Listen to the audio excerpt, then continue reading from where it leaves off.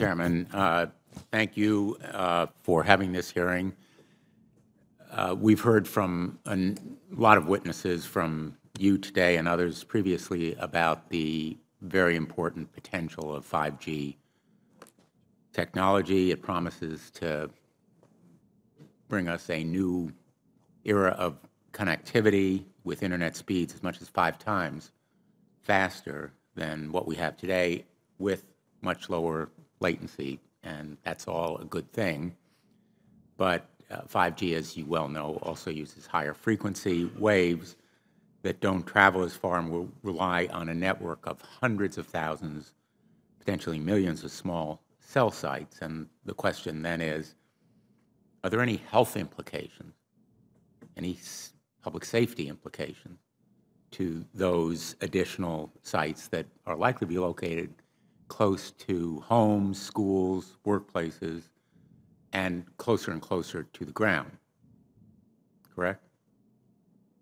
Correct, Senator. Yes. So in December of 2018, I sent a letter to FCC Commissioner Carr asking him to cite for me recent scientific studies demonstrating the safety of this technology. What research has been done, where has it been published and compiled? He has essentially failed to do so, and just echoed the general statements of the FDA, which shares regulatory responsibility for cell phones with the FCC. If you go to the FDA website, pretty unsatisfactory. There basically is a cursory and superficial citation to existing scientific data saying, quote, the FDA has urged the cell phone industry to take a number of steps, including support additional research on possible biological effects of radio frequency fields for the type of signal emitted by cell phones. I believe that Americans deserve to know what the health effects are,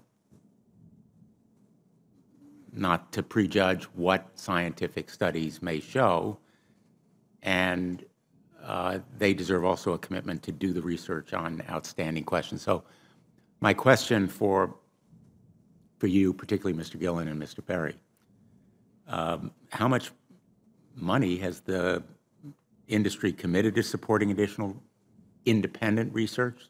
I stress independent research. Is that independent research ongoing? Has any been completed? Where can consumers look for it?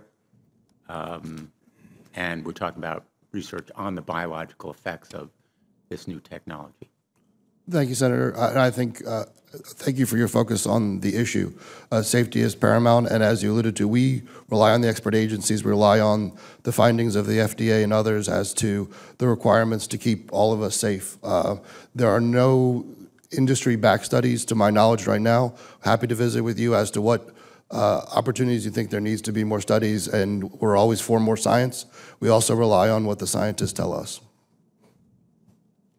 So essentially, the answer to my question, how much money? Zero. I can certainly follow up with you, Senator. To my knowledge, there's no active studies being backed by industry today. Anybody else know of industry commitments to back research, fund it, support it, to ascertain scientifically the health effect?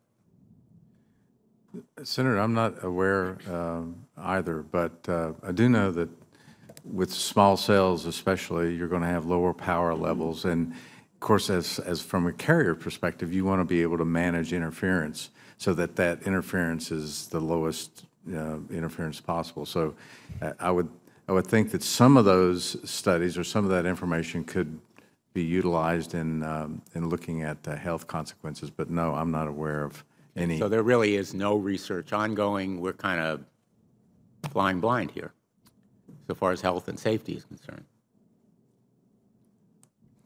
Thank you, Mr. Chairman. Thank you.